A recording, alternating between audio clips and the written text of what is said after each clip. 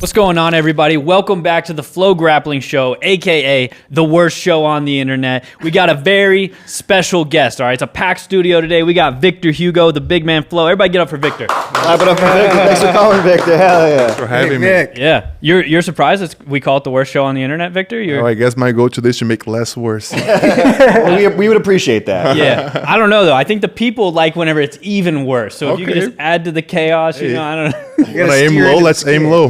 Yeah, for sure. But, you know, we got the normal crew here as always. Me, Joey Gilbs, Uncle Reed, Big Slack Barrett over there. And then, of course, Victor Hugo came into studio. Victor, what's been going on in your life, man? What have you been up to? Man, life has been good. Started the year busy and, you know, like super happy the chance to be competing here in town next month. Also alongside Xande. So, you know, just living the dream. Like doing jiu-jitsu, teaching jiu-jitsu, being on the mats, staying healthy. No complaints here. Just flowing. For sure, Still like living in Austin here? Yeah, man, it's actually like a really common question when I tell people like that I live in Austin and I used to live in California. They say, do you miss Cali? I say, not much. Like my life, I don't know, so many things clicked into my life. I say, once I moved here, I was able to meet a lot of like wonderful people, and it's been great, you know. Like I really like living in Austin. Nowadays, I live a little bit further from town. It's still considered Austin, I think, but it's still a good time, you know. It's a beautiful area. You're in over there. Yeah, Nice. Lake Travis area, and you know, like there's so much to do here, so much jiu-jitsu, so much comedy. I really like comedy too, and yeah, like honestly, like Austin, I think it's kind of underrated a little bit, and I mean, hopefully it stays that way. I know a lot of people moved here, but I think there's a lot of people that never been here as well, like internationally, and they don't know how cool it is, you know. Yeah, for sure. Like I would say in the US it seems like it's pretty popular, but I don't know if people like make huge trips to Austin necessarily. No, yeah. They might for Joe Rogan now, though. I don't know. Yeah, exactly. Like I travel a lot of outside the country, and when I tell people that I live in Texas, they think it's just like horses and The cowboys. Yeah, cowboys and stuff. So they don't have a really good idea of how it is. But whenever they come to town, like and I take them to eat barbecue, maybe I take them to a comedy show, and like I take them to a bar, and they're like, "Oh, this is cool. Like I could definitely live here." So yeah, hopefully it stays that way though. Like and yeah. What's your three favorite things in Austin? If you're bringing someone from out of town, you want to show them the ropes, where are you taking them? Man, the outdoors, you know, like some outdoor place, there's quite a few, you know, like there's some place by Colorado River that I like to go. There's a place called Blue Hole. So I think outdoor, the food, you know, there's a lot of great food here. And I'm a foodie myself. If FloGrappling ever needs somebody to run a cooking show, not cooking show, but they want to go eat. We've been working. I don't want to cook. I just want to go there and eat. No cooking. Somebody should just go there and like eat. I'm available, you know. So I really like food, and I would say like comedy and like entertainment. You know, like we do get a lot of cool concerts in town. I was able to see some of my favorite artists here. I saw like Drake and Kendrick as here. So like I Same time? No, not same time. You know, I had to change my clothes. You know, Yeah. like, Whose side are you on in the beef? The Drake Kendrick beef? I started on the Drake, but now I'm more Kendrick. I think Kendrick did more. Hard to be on Drake's team, I feel like. Yeah. It's not hard, right? Once like you start suing the record label, you kind of like that's a tap, right? Yeah. But yeah, I think like the entertainment scene here is like really cool too. So those three things are definitely like what I like to do. I'll do something outdoor, I'll go eat some good food, and here and there I'll find something cool to do, and there's always some like crazy stuff happening. For sure. You go to a Blue Hole down in like Wimberley? Yeah. Okay, so you explore all over, huh? Yeah. Okay, cool. I like to, you know, like whenever the weather helps, which it does get hot, it's super cool to go out there. Yeah. That's a spoken like a true Austinite answer. Yeah, right for there, real, you for know? real. Hitting Blue Hole, the good food, you know. What's the go-to barbecue then? What's like, you know, now that you're, you know, Texan, what's the... Man, I know a lot of people talk about like Franklin's and like Terry Black's, but I have like a few like, you know, places that I don't think a lot of people know. Like there's one called Leroy and Lewis. Have you guys heard about it? Sure. I think they just got like a Michelin star. Yeah. I've been going there for like 2 years now. Nice. And there is actually a food truck close to where I live, which is really good as well. I forgot the name now. James Smokehouse. That one's really good. Close to Xande, they just killed. There is a place called Interstellar. I think they got a Michelin star or something too. Yeah, they're blowing up. So yeah, I do like a lot of the spots that I know they're like popping off now. But yeah, those are one of a few. And I like all sort of food. You know, I'm pretty like flexible when it comes to that. Yeah, a few of us, excluding Reed, kind of live actually by. Sorry, Reed. We live down by Leroy and Lewis. Oh, really? Yeah, we live right in that area. Nice. William Cannon, Man Shack. I love the barbecue. I think the burger is one of the best in town. Yeah, man, big man full likes to eat. Nice. He needs Big to man eat. food. All right, well let us pitch you a content idea then that we've been bouncing around. This is a Slack Barrett piece he's been wanting to work on, a series called Cheat Day, where he goes with athletes and they explore their favorite kind of cheat meal type of things, like food they really love, where the athlete goes and breaks it down and all that. You into it? You said you want to do some indulge. content. I'm in, but depending on the guy, it's not cheat day, it's just a regular day. Right. So this is so funny. I'm glad you brought that up because I messaged you about it recently because I was like, the thing is the more time I spend with jiu-jitsu guys, the more I realize they're not having cheat days. Like they eat what they want to eat, right? So I was thinking maybe we could call it like eating good. Yeah. Right. So like eating good with Victor Hugo. Where does Victor Hugo go to? That name is good, I think, though. Yeah. That name is really cool, Yeah, it's like catchy, right? Cheat day's Yeah, catchier, maybe. catchy, Yeah. Cheat days, You got a spot you would take him for that? Oh, yeah. All right. and like Just make it happen. understandable, like people are yeah. indulging, like Yeah, of idea course. a little bit. Have you ever been? There's a Brazilian food truck that I used to go to. It's kind of close to campus called Espadas de Brazil, which I think means I've Swords been of there. Brazil. Yeah. You like that I've one? been there. That one's good. There is a new one that just opened in Round Rock, closer to where the Who's and Bones is going to be, which is really good as well. And I'm pretty open, bro. Like, I think for the first one, I'll take you to a Chinese place that I know. Okay. Whoa. Low key, a lot of people don't know. Yeah. They have ducks hanging and stuff. So Victor's got the hookups. Yeah, the for sure. Food in Austin. Uh-huh. Yeah. Pro. If you're ever looking for a good food recommendation, Yeah. start with the ultra heavyweights that you know. honestly, And work your Don't way get the down. rooster weights. honestly, that's like my main thing with like whenever I go to tournaments with my friends. Like a lot of us like are heavier, but like it's so boring to be around lightweights. Like. Usually they're like, oh, I can't eat. I have to like eat my salad and stuff. I'm like, man, I'm sorry, not gonna hang out a lot. They don't even make me step on the scale when I go. So. Victor's Yeah. just now finding out there's a scale. Yeah. Scale. What are you talking about? Nice, bro. How's the academy been going and everything for you? Right, you got your man. own spot now and everything out kind of close to Lake Travis, Bee Cave area. Yeah. Year 3 now. We go 3 years open this summer. So it's really cool. We actually got the place 3 years ago. It was in March, if I'm not wrong. So yeah, it's been going great. Super happy to be, leaving a positive impact to the kids in the area. We're heavily focused on the kids, but also we do have a lot of a big public of the people over 40 that I think like sometimes it's two things that people overlook because even more people on my position, they do like to compete, they like to fight, so they want to build fighting teams, they want everybody to be competing. But for my school, I do enjoy the time that I spend on the mats, just like helping people achieving their goals inside and outside of jiu-jitsu, giving them kids a little bit more confidence. Maybe somebody is overweight, they're adults and they want to come in, like get in shape. I'll be there to help them out too if they need a community. So that's like kind of like the mission there. And we have a great team. The guys been killing it over there. And yeah, it's just been good. Like a lot of people kind of like, no, I didn't make a whole lot of public, but a lot of people around me were like, oh man, is that going to be like hard on you as an athlete, join a school? And it wasn't at all, like we were able to make the process smooth and it's really smooth, so super grateful for everybody on my team there. And yeah, let's keep growing. My mission outside the mat's still going on. So yeah, just that's the mission now. Keep Nice. growing, keep making the team stronger. What age did you start jiu-jitsu? I started kind of late. I was 14. Okay. Super late. I'm kidding. No, but for real, like I actually thought you started a little earlier, to be honest. yeah, a good example is do you guys know Gabriel Souza? Mm-hmm. So we are from the You're same both city. from Fortaleza, right? Yeah, whenever I started, man, I think it was my first tournament. He was already like a orange belt, having like wars and like competing against like blue belts, juvenile. So I was looking at him, I was like, oh man, I'm so behind, But somehow I was able to catch up. When I started, I think like 6 months in, I started training a lot too. Like I really liked, so I would go 3 times a day. But yeah, like a lot of those guys, him, I think there is also like Israel from GF team. He's from my city too. Like whenever I started training, they were already like training for so many years. I think like 4 or 3.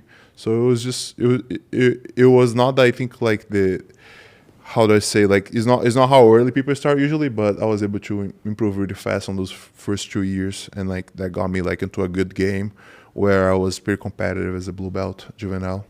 For like people who are older in America start jiu-jitsu, as an adult, all that. What's the difference like starting jiu-jitsu as a 14-year-old in Fortaleza, Brazil versus America? How does that kind of compare and stuff? Man, back then we didn't have kids classes at my school at least, so I used to train with a lot of adults. And I think that actually, sometimes it can be bad, but for me actually helped because I was big already. So for me to just hold somebody in close guard for 6 minutes, not doing anything, it was just a win against an adult. So that kind of like gave me confidence.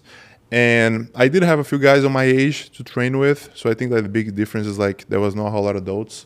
You'd have to train as an adult too, you know, like you show up to class, those guys are trying to get their work done and trying to like train. So it had to be serious. And other than that, I say like the heat, it was pretty hot. What else? I did have access, I think nowadays here too, I did have access to competition kind of early too.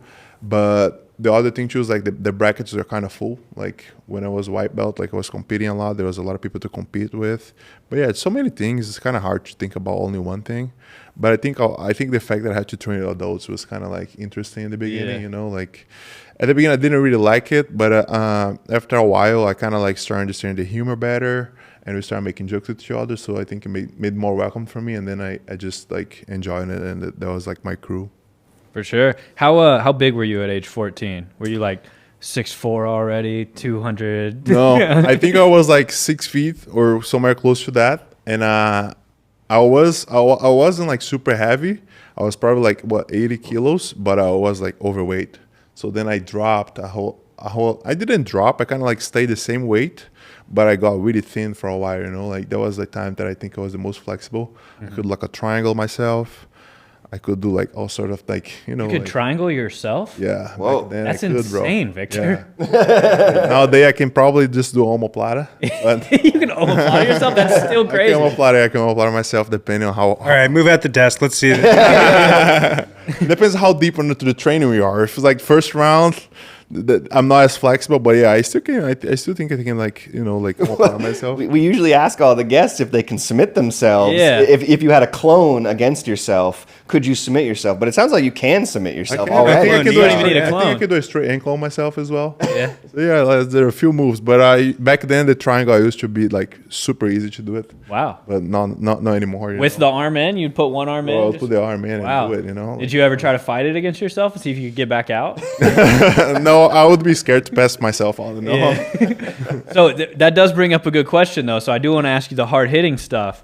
If there was a Victor Hugo clone, a one-to-one clone, and you guys had to fight in competition, would you be able to submit yourself? I think I would. One thing that I think I would, because I do like to go for the submissions a lot, and I do end up having a lot of submissions.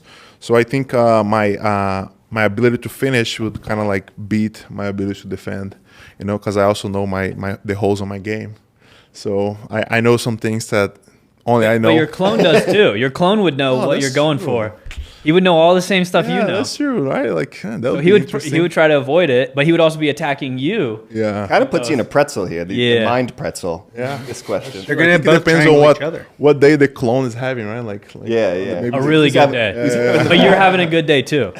Oh man. This is like Both having the same day. 2023 IBJJF Worlds Victor Hugo meeting himself in the finals. I guess it would be one of like those almost like those MMA fights that both of the guys get knocked out. It would be one of those scenarios. You know? both are just straight ankle locking each Yeah, other. we're both Just- double knee bar each Yeah. other. All right. What about passing your own guard?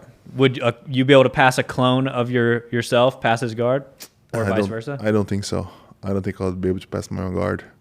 My guard's pretty good. Fair enough. Is You it got a guard? I actually had a question about your submission offense.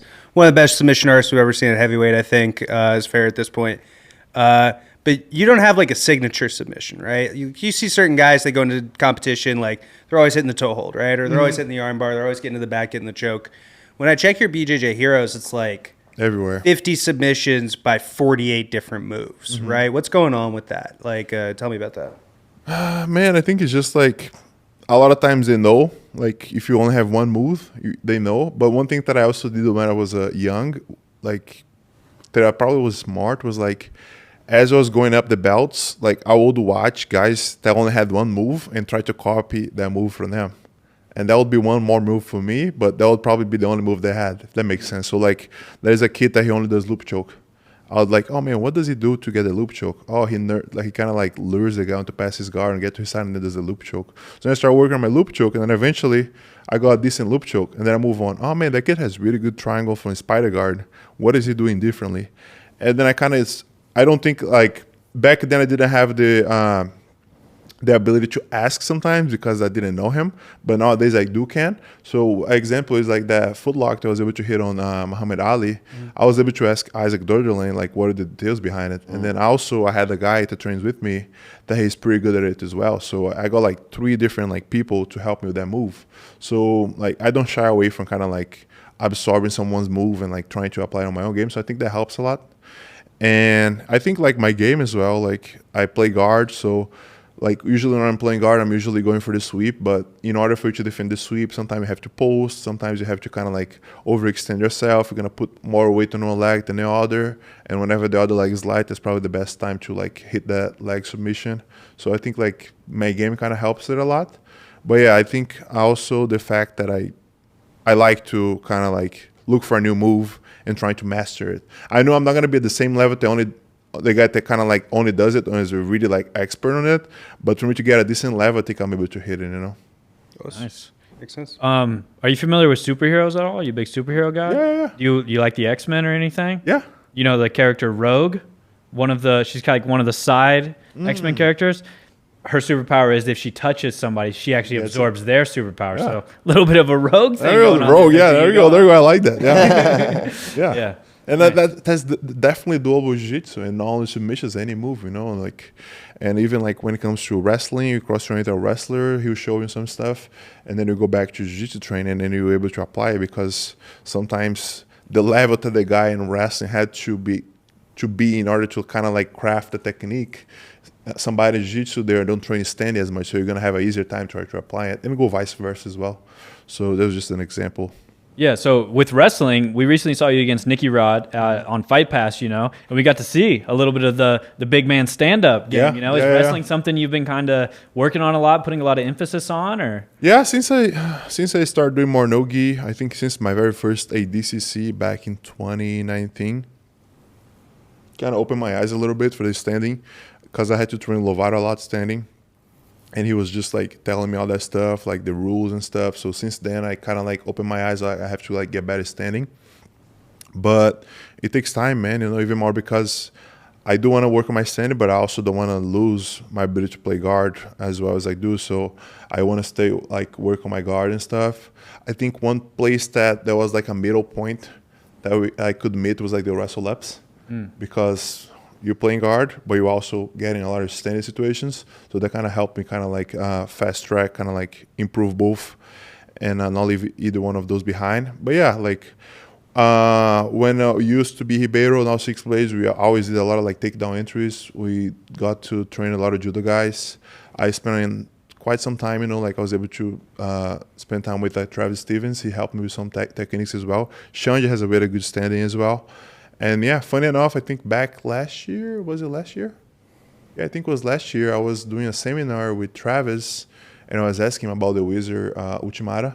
He showed me some details, but then I went back and worked, and yeah, I was able to hit it. You know, like I think it's just like pouring a little bit of like effort and like almost like a plant, pouring a little bit of water here and there. Yeah. And when you see it, it's ready for you to use it. What do you think is the king of the takedowns for jiu-jitsu? Like if you had, like a fresh student, takedown. Who was like, I need to develop at least one really good takedown, what would you recommend they kind of learn to do and start using? Single leg. Let's say single leg is like the lowest hanging fruit, I feel like, because you can do from bottom, you can do from turtle, you can do from like everywhere, like, so I think like single leg is out there. And when it comes to single leg, I like to think of 2 ways. Your ability to get to single leg and your ability to finish. So if you split those 2 and work on them, that will help you out a lot. Because I feel like a lot of people, they're really good at getting to the leg, but they can't finish. 2 different skill sets, to be honest, too. Yeah, right? I've some of my guys too. Like, oh, you came up with 8 single legs and you missed all of them. Like, maybe you start working more towards the finish. So people are really good at finish the single leg, but they don't get there as often. They don't have setups. They don't have like positions that put them there. So it's like two kind of like skills. That's kind of like how I'd like to think about it. That's a good one. I feel like when I think about this, like the Uchimata always comes to mind, but that might just be because I feel like that's like the current meta for jiu-jitsu takedowns? You know, it's like we kind of see almost everybody doing uchimatas now. Yeah. And it's not like the hardest to learn, to be honest. It's kind of No. probably hard to master, but like easy to kind of like get a decent uchimata going in your game. So natural, like it's a natural move too. It's like it's just how you reach to like grab something from the ground. You reach and you pick one leg up. That's the Uchimata right there, you know. Yeah. Like it's not unnatural for us to do that move. But yeah, I think Uchimata is good, but I think also Uchimata is a really good counter takedown. Yeah. So like if I don't someone really single legs you. Yeah, or like pass by like Nicky Rod did with me. But if they're far, like it's hard to do it. Like they have to be committing forward. That's why like if I would have to pick like one, I would go single leg because it's just like everywhere. But definitely I think as a judo throw, Uchimata is really important, you know, like as far as like if anybody's like trying to work on their judo, that's one that they should definitely add. Because I think hip throws are great, but Uchimata for jiu-jitsu, you don't really like have to give the back to do it as well, you know. Yeah. And obviously Nicky Rod, kind of pretty well known as a good wrestler in jiu-jitsu. Where like when you were going into that match, did you think that you were gonna, you know, use some of your wrestling, or did it just kind of like organically happen? Honestly, I wanted to play the hand fight a little bit as we did, you know, like I wasn't super sharp in the beginning. I think he got behind me once, but as we got through it, like the hand fight, I kind of worn him out a little bit. Like he started breathing hard. And that just got me more confident. I was like, oh man, like the hand fight is working. And on my mind, I was like, man, I never get to hand fight on my matches, so I might as well just keep hand fighting and see like where I'm gonna go. Because in training, I do hand fight a lot. Like I stand up with like somebody like Lovato, that's a really good wrestler. You know, like he stood like with Pixley for the whole time with the ADCC. So we do hand fight a lot. But I feel like training time versus like how do I say stage time is different, you know, like, so there was like, I felt like as an opportunity to kind of like put in some more time on like stage time of like hand fight and like be standing. And I think for the first 10 minutes, there was no point. So I was like, might as well just keep hand fighting and see if I can get to a takedown or get somewhere better than that. And if not, if I get taken down, it's not the worst thing in the world, you know, like we still got to do jiu-jitsu. So that was kind of like how it played out in my mind at the moment. Whenever you're going into a competition, are you worried much about like, all right, this is a big match, you know, huge match, whatever, I got to get right into my A game? Or are you more open to just like seeing where it goes, that kind of thing at this point? Like, yeah, a mix of both, you know, definitely want to stay where I can attack more than I should be defending. But if it comes out to defending as well, like I'm confident that I can defend. But the way that I like, I think what Joe said about me, which helps out a lot too, is like I can be dynamic. So if the match ends up me being on top, I'm not going to freak out. All right, I got to pass your guard. I'm going to try to pass your guard. Or if I'm end up on bottom, on a half guard or something, I'm like, all right, I guess I got to sweep you from half guard. So as long as I can get the match going, you know, I think my goal in mind would be like shift the momentum to where I kind of have the momentum. Like I'm trying to pass your guard. I'm trying to submit you from my close guard. I'm trying to like sweep you from half guard. So whatever we are, like if I can get like the momentum towards me, I think that's what I'm thinking about. If that makes sense. Yeah, for sure. All right, so let's get into a little WNO talk. Talk a bit about this big match you got coming up. Obviously, you're going to be facing Luke Griffith in the co-main event. Another Austinite, I guess. Yeah, another Austin guy. You guys moved here about the same time, I would say, or so, like 3 years or so ago. Yeah. But just overall, whenever you got offered this match, you know, when you were talking to Ricardo, I assume, about kind of this match, what were your thoughts and everything? What did you think about a potential match with Luke?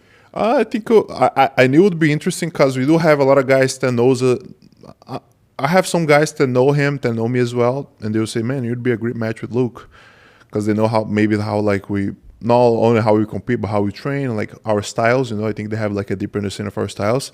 So people have been saying that for a while, and I knew he was going to come up. You know, I was watching like him doing his stuff on brown belt, and it was supposed to happen last time we were in Austin. But I think he got hurt or something and ended up facing Javier. But I'm glad that it's happening now, you know. He's a good up-and-coming guy. I do like the fact that he has submitted somebody in the high level too, because it makes it like even more of a worthy opponent, if that makes sense.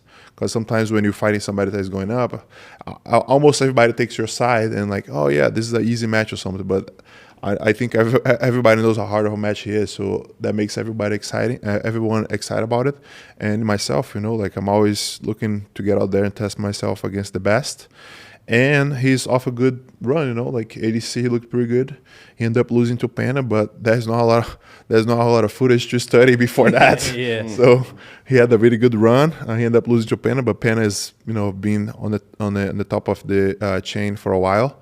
And yeah, I'm excited for this one. Yeah, Do you study a lot of footage? Do you watch a lot of tape?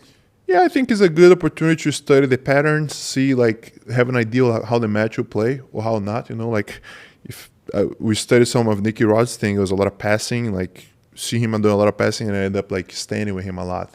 But yeah, I do like to study some tape. I have some guys with me, some of our secret weapons that they kind of like help me with that stuff too, you know, like study the tape with me. But I think that's important, you know, like just to have an idea. Usually if it's an open tournament, I don't really like to like take the time out of training to do that because it's so random who you could face or who you could not. Like you could be planning to face this guy for the whole time and then he lose first round and you're not gonna get to see that guy. But if it's only one match, I think as much resources you can have in order to kind of like help you perform better, I'm all in, you know. Like if it's study a little bit of tape, study a little bit of tape. If it's true, you know, like do more conditioning, do more conditioning. If it's to like diet down, whatever helps you in order to perform better for that match. What does the tape on Luke say? Yeah, maybe we can even pull up a match here we actually have of Luke set up. This is when he fought Roosevelt Souza though on Who's Number One. So, but yeah, I'm curious. Josh, can we get that on the side screen over here, maybe? On the big screen? But yeah, just curious. Yes, what the tape says about Luke. What you think about his jiu-jitsu? The tape says Luke is good.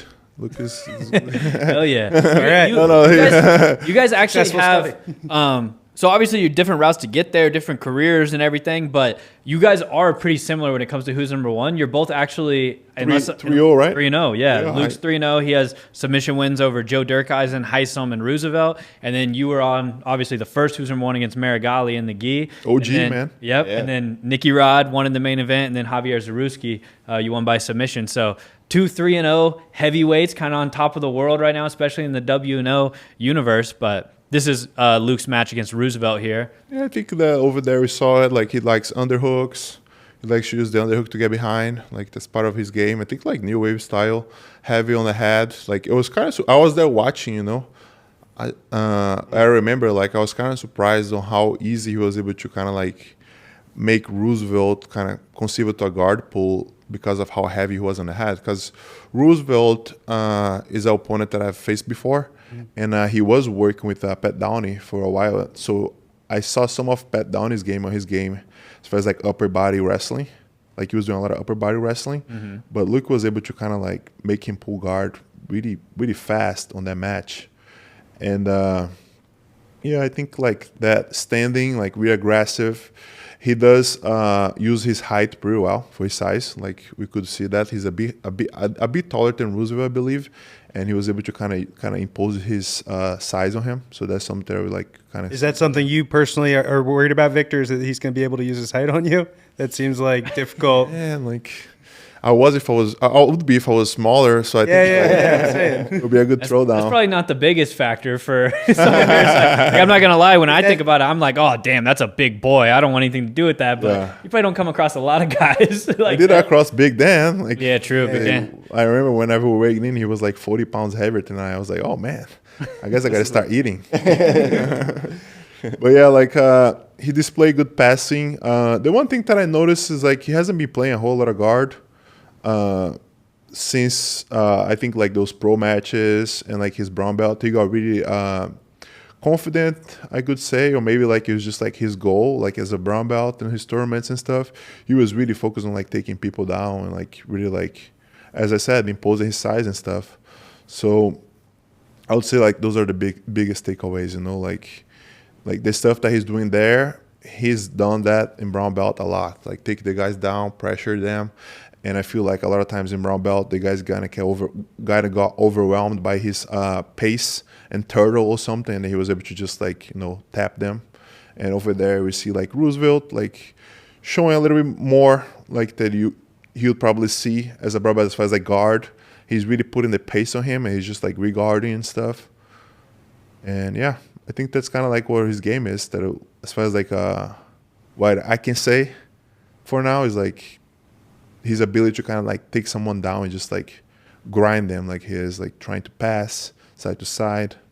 I know over there he was able to tap Roosevelt, but what on my mind when I saw Roosevelt doing that, I was wondering if he was off actual attack or if he was putting Luke there with the hope that he would slow him down. Yeah, because it was kind of an interesting thing whenever that match happened. I remember everyone was kind of like, ooh, it kind of seemed like Roosevelt, he chose to enter the legs, and then Luke was able to just capitalize on it. Yeah. Which obviously everyone knows the New Wave camp, like some of the best leg lockers in the game, and Luke especially as well. You know, so a little bit of an interesting thing. But I guess I didn't think about it from that perspective though. There is an element where, you know, if a guy's like kind of constantly applying pressure, putting the pace on you, then like maybe like let me just get in on the legs, slow this down a bit, and relax some. So. And depending on which type of like leg entry you choose, it might be a good option. I think somebody that has kind of excelled at that is Pena, and he showed it against one of the best, which is Gordon. Gordon has really good pacing once he start passing and start being heavy, and Pena has that bear trap that he puts you on it, and it kind of like you have to solve that problem in order to start going passing. It's like hard to pass with your leg trap that way.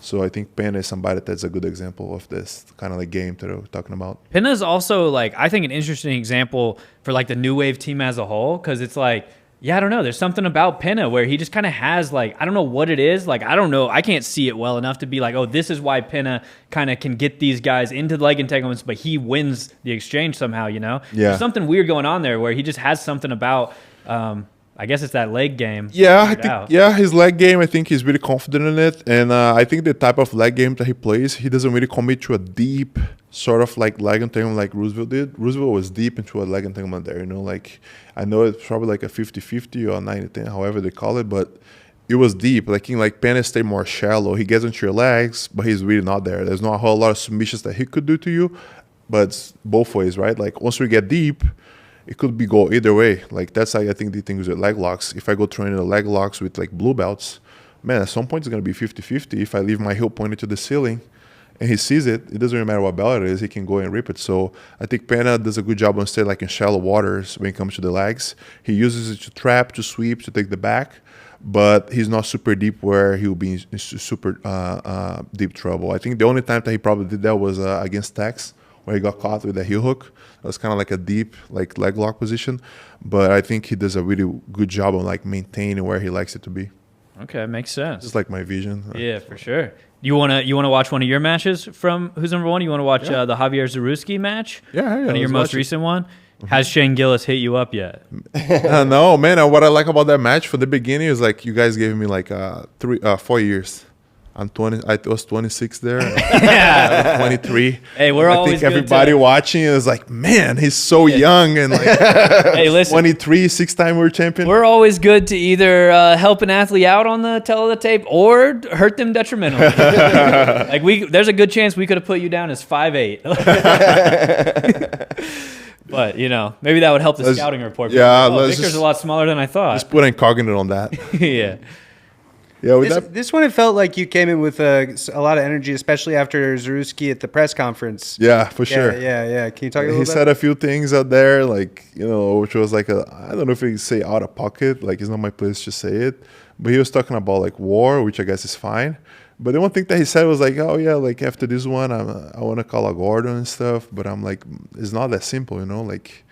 Let's get out. Of course, I understand. Like you can say it, you want to promote yourself, like you want to pinch into all the matches, but I just think like when you're facing somebody like as difficult as to compete as me, like as I have faced some other guys before. Like for example, I have faced Nicky Rod like 4 times or 3 times. 4 times no, and he never said something like that. Like, all right, when I get after Victor. I wanted this guy. Like we always show some level of respect because we know how big the task is. So I guess that got me a little fired up. The fact that also the other match fell through got me fired up too. It was supposed to be against Luke, and you know, props to Javier for picking up the match. But I was like, I was like super excited for the match because honestly, it was a bit of fire up too. Because the other match fell through, I still wanted to perform for all my friends or everyone that was watching. So it was kind of like a mixed feelings, honestly. I was just excited to be out there. For sure. One thing we kind of see you do a lot, right, is you play omoplatas with No-Ghee, which is not something. Yeah. I feel like a lot of people shoot omoplatas and then immediately go into the legs. There's a lot of times where you shoot the omoplata and it's like, oh my goodness, is Victor about to finish a No-Ghee omoplata? Yeah. What's up with your game where it seems like you're always kind of going after it? You did a lot against Nicky Rod, especially at the WNO match and everything, but I think that's kind of like a lot of like Xande's influence on my game, attacking the upper body. He's so good at attacking the upper body from those positions. My arm bar is far from being as good as him, so I just picked something that you won't look as bad. Like if I try arm bar and it fails, like oh man, like you should maybe start learning for Xande, you know. So I don't think he's gonna be as mad if I miss an omoplata, you know, because like I can say, oh, it was No-Ghee is slippery. But honestly, it's just like I really like triangles, and omoplatas are kind of like a way that people like put themselves to defend the triangle. They give you the omoplata. It's something I've been trying to develop more in the No-Ghee. It's actually cool that you brought it up. I want to work on that this week as well. But I do get there a lot, and I do think that is a factor that even though I don't get the finish sometimes, look how tired Javier is. Because I had him on omoplata, and I think he stood up, and it was just like 250 pounds on one shoulder, you know, like it's heavy. So it breaks the guy's posture, it makes them wear them out, makes the carry weight. So even though sometimes I'm getting them and I'm not finishing them, I'm either trying to sweep or there is a factor of like a fear factor there, like, oh man, like this guy is gonna omoplata me if I commit with this arm too much. So it kind of helps me narrow down to another game that might, you know, lead me to the submission, if that makes sense. yeah, definitely. Puts like a roadblock almost. Yeah. One thing I like about this Victor Hugo is I like your hairstyle in this one. You get a little longer, a little bit of curly hair on top. You know? Honestly, that was like the best hair, I think, because after that it got too long, and then I cut, it got too short. Like I want to get back to that hair. I just like, I just gotta find the right time. You know, I think there was like 5 months with no haircuts, and I got a little trim before that. But yeah, I did get a lot of people said good things about that hair. You know? You miss it? I do, but it takes time, like anything else, right? And then sometimes you don't have the patience. You just quit and you just like shave it. So that's what I've been dealing with lately. Yeah, sometimes it's nice to go just full, you know, buzz and just feel like, you know, like I'm not messing around. Yeah. You know, this is brass tacks only. I'm serious. Yeah, that's the vibe I'm on now. I wouldn't mind seeing Victor Hugo with long hair, though. You know, I wanted to get as long as yours. Yeah? But man, I don't have the patience for it. you I feel like my head started looking like a television, you know, it started looking all square and stuff. And I just, my friends started making fun of me, so then I just cut it. Well, you Don't just got let them get to you. Yeah, Don't just let them tap get them to out. Peer pressure, you know. Nice. So go ahead, Joe. I was going to ask because we after this match, you know, you do the fun call out of Shane. Shane's in the audience. When did you know you were going to do that? Right? Was that spur of the moment? I wasn't planning to, but then I think on the warm up area, you guys had like him on the screen at some point, and I didn't know he was gonna be there. And then I was like, oh man, like he's here. Like if I end up winning, like I think it would be cool to maybe call him out because he's a big dude and he's funny and stuff. And I saw it as a way to also just like make him feel more welcome into the environment. Oh, this guy's calling me out, and like maybe think that, you know, we're jiu-jitsu guys also can be funny and like play around and stuff. It was very on the moment because I didn't know he was gonna be there until I saw it on the screen. And you know, like if you end up getting the win, you always want to talk about something. So for me, it just felt great, and it was very natural. I was like, oh man, might be the time to call him out. For sure. One of your favorite comedians, or how do you like? I do like him a lot. I watched his show Tires. I finished it, and I think I was watching it back then already. So yeah, I do like him a lot. Has a lot of funny jokes. I don't think I have a very favorite comedian right now. I do like Ari Mari a lot, but yeah, he's up there. He's funny, you know. Actually, Slack, could you go back on the video? I do want to ask stuff. something. So where they get reset and they kind of go out of bounds. When you're doing a pro grappling match, you have to get reset inbounds, and it's like a good position. You're like on the guy's back. Can you kind of talk to me about like what's going on with that? Like, are you just like being like super stubborn? Like, no, buddy, actually my hand was over here. Or like, what's going on? Man, honestly, like for that one, I'm usually not super stressed. Over there, like it was kind of like getting a bit stressed because the second one, he almost like went out. But usually when it's a pro match, I don't really get too anxious because I know that the purpose of the show it's to get submissions, it's for people to like, you know, tap each other. So I know the referee is going to do a fair job on like resetting it well. Sometimes in the tournament, there's so much peer pressure. It's just one more match in the bracket and the ref is tired. They'll just stand you up because they don't want to deal with the whole idea of like, oh, how was it? Like on those pro matches, I just feel comfortable that there's a replay. There's judges. There's like the ref here. There's more refs outside. So I know that they will give the best judgment and they have like two in order to reset you well. But other than that, usually like even in training, like if we get on a bounce, I'm not a guy that is super attached to like go back to the very similar position. Like I know like some places we go train, like some people use it as a strategy. They get back to a bad position. They try to like flee the mat. And then like some people get stressed about it. It's like, oh, no, back the same way. Like I had that hook in and you were in turtle. For me, it's whatever. Like if I was able to get there once, like I should be able to get there twice, you know. Like if you want to play it that way, I just got to chase you. So that's kind of like my mindset behind that. And with him, I knew he was getting tired. So maybe one of his strategies to kind of like take a break and kind of like, you know, kind of reset his game was like, you know, trying to like flee my sweeps and stuff. So I felt like as long as I stay connected close to the out of bounds, I'll be fine. Brutal Yeah, choke you wanna right there. rewind that a little bit? Brutal position. Yeah. It looks not fun. Yeah. Arm trapped. Yeah. Yeah, talk us through this, Victor. At this point, do you know just if I just squeeze really, really hard, it's over? Yeah, or? you feel like you had it? Yeah, like the first hand got really well like aligned with his jaw. And I think like I just realized that now, man, I was able to like perfectly hide my secondary hand underneath my chin. So there's no access to grab, you know?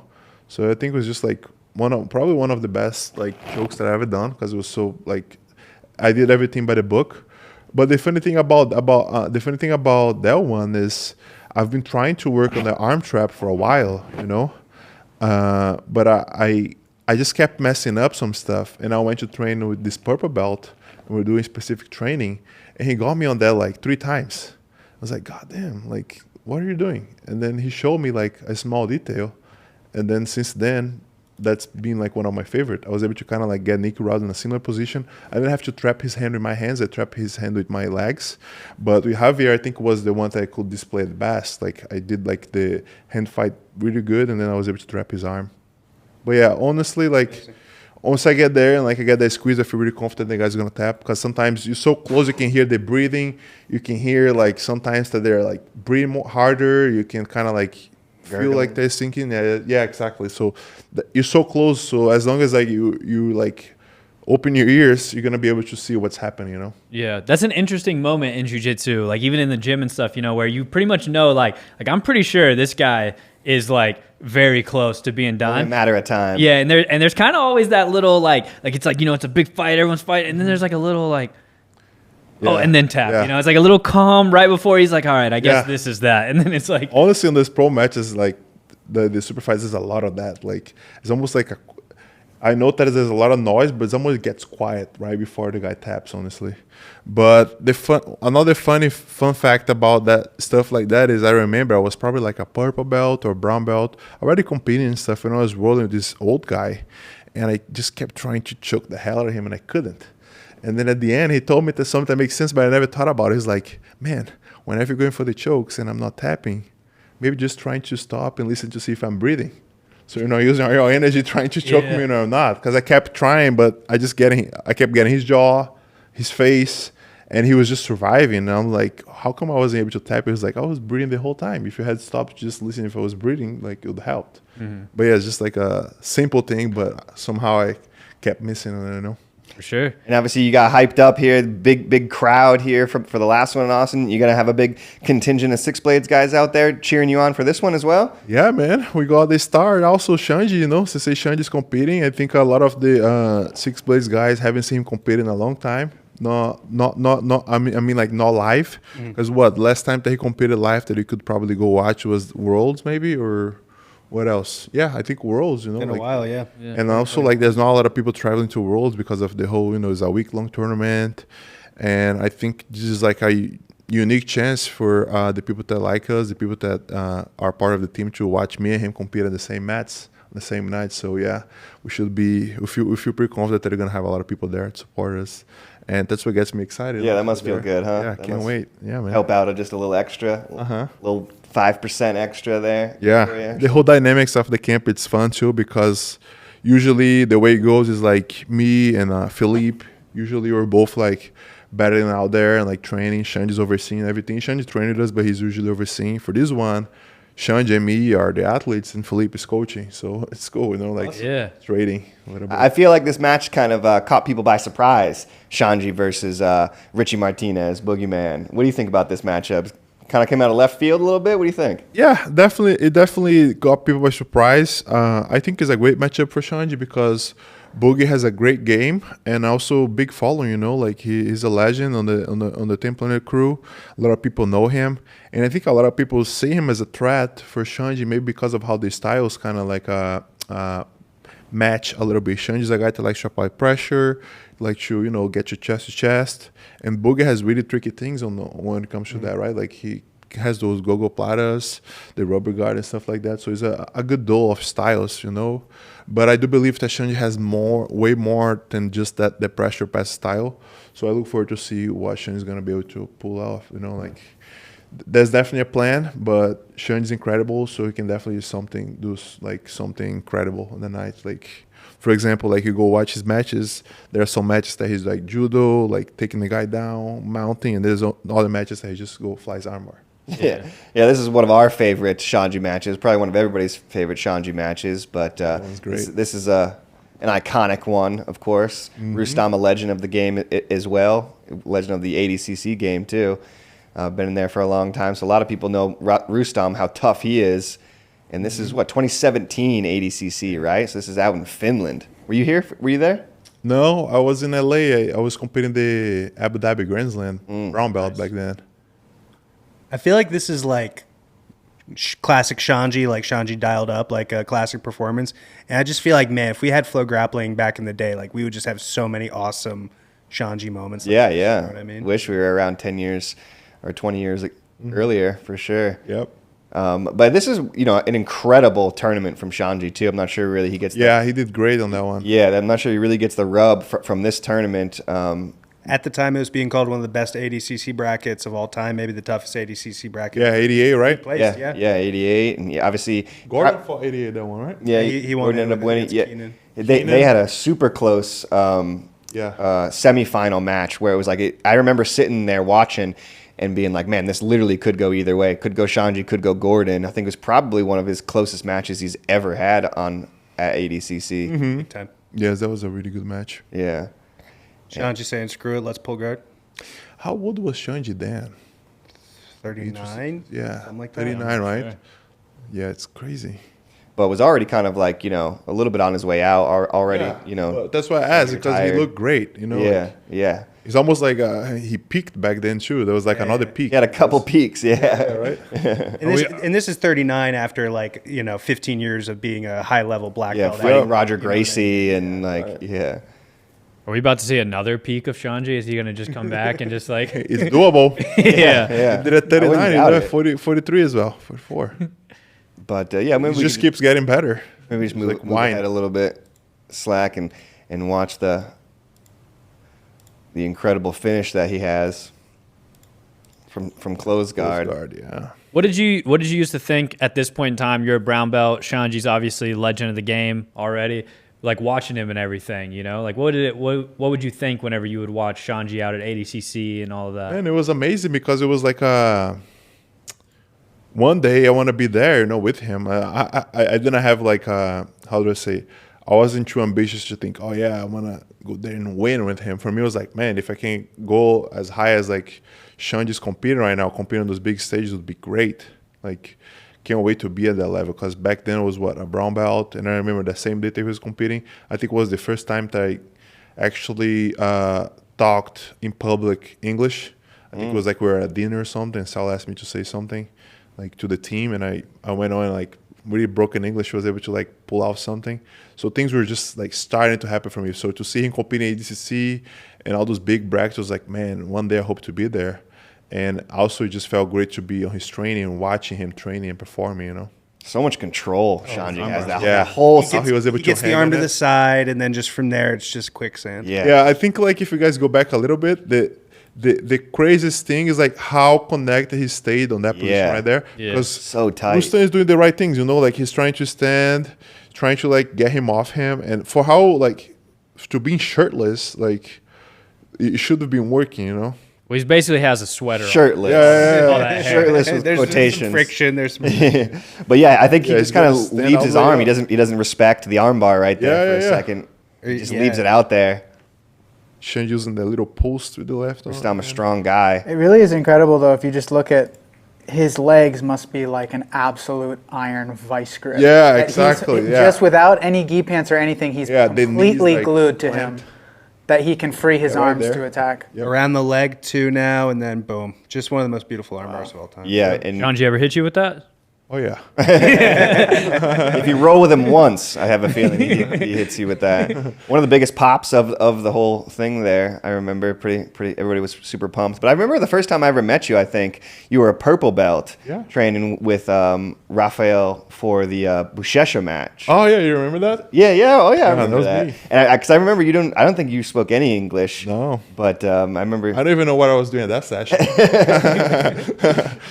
Like because I think I was fight for Buchecha, but the only thing that I could help with was my size, because I think the plan for the match was like to wrestle or something. Yeah, because I do remember filming you guys having like a 10-minute go or whatever, Yeah. and I was just in there filming you guys, and I was just like, dude, this Yeah. is so intense. This is crazy. Purple belt me, like there was no whole lot of wrestling to do, so I just kept getting thrown by him. It was fun, like just being there and stuff. And I think that was right before I was also training to go to the Abu Dhabi tournament back then. Mm-hmm. But yeah, definitely that was one of the first times I get to see like your guys' work, FloGrappling, stuff like that. Yeah, that was fun. But yeah, I think like as you asked, like being like in situations like that kind of like got me even more fired up. Like being there for whenever Xande was preparing for ADCCs, being there for like Rafael preparing for Buchecha, you just could see like how big the match was and how like committed and serious they are about those commitments and those matches. So it just like got me like fired up to one day like be my day. Nowadays it is. So I take every opportunity like that is like with a lot of like gratefulness, like really grateful for it. And I am blessed to have been on a camp where we have such like big names like legends, and they paved the way, but also they showed us how it's done. Like for the ADCC, I got to see how much Xande trained. For that match, I got to see how much Lovato trained. So it just helped me like how to kind of like learn from each one of them and like also apply my own touch onto it. That was probably like 2016.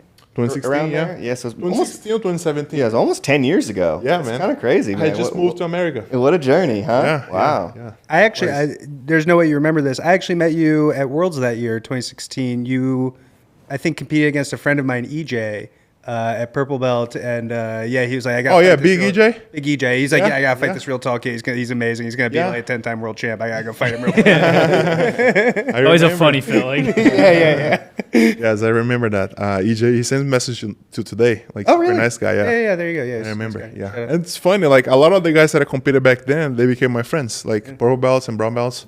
A lot of the guys that are older too, they were competing purple belt, but they were like over 30 and stuff. They would sign up and they would be ultra heavy and they'd compete against me, and they would say stuff like that, like, "Yeah, I lost to you, but you're gonna go ahead and win everything. So I don't feel We're kind bad." of on different tracks. You know what I mean with what we're trying And you to do fulfilled here. it, you went on. So. Yeah. Yeah, one thing I was going to ask too about, and maybe that gets a lot of buzz, and you're one of these guys who's jumping back and forth between gi and no gi quite a lot. And I feel like maybe you do see it, but maybe you're seeing it a little bit less and less these days, right? Like more people are specifically gi, more people are specifically no gi. But you're jumping back and forth and using techniques like we were talking about the Omoplata and close guard. Your no gi game does kind of resemble your gi game. But how do you approach the two there, going back and forth so much? Yeah, I'm a type of guy that I like to commit to one because for me it's about the goals, right? Right now I have the goal to, get and remain at the top of the division when it comes to no-gi. And I had the goal back with the gi on. And I think for the gi, it's a bit simpler because with the gi, you go every year, have the opportunity to fight for IBJJF Worlds.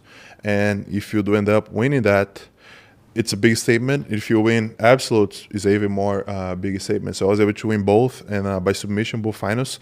So I think that got me to a place where I felt comfortable to kind of like break, the little pause, and then, man, like, let's see how big I can achieve on No-Ghee if I put the same commitment and amount of time into it. So like, I've been putting all my time into No-Ghee, and thankfully, like, since the beginning, like purple belt days and stuff like that, I was always really focused on like perform well, like being able to like get a submission. Of course, there's not the goal wasn't like to give a show. Like, there's not a lot of people watching purple belt brackets, but I would go there with the goal to kind of like, maybe if I get to the back position and submit, like use my guard to get a submission. Always trying to make it like exciting, but not for the public, but for myself. Like, I'm working with, like, when I transitioned to like train with Xande and Lovato and Saulo, we started working a lot of like the submissions, like, for example, like arm bars, start working like mounting people. So whenever I got to my brown belt, I had the goal like, oh man, I gotta mount people and make them tap from pressure, make them tap from cross strokes.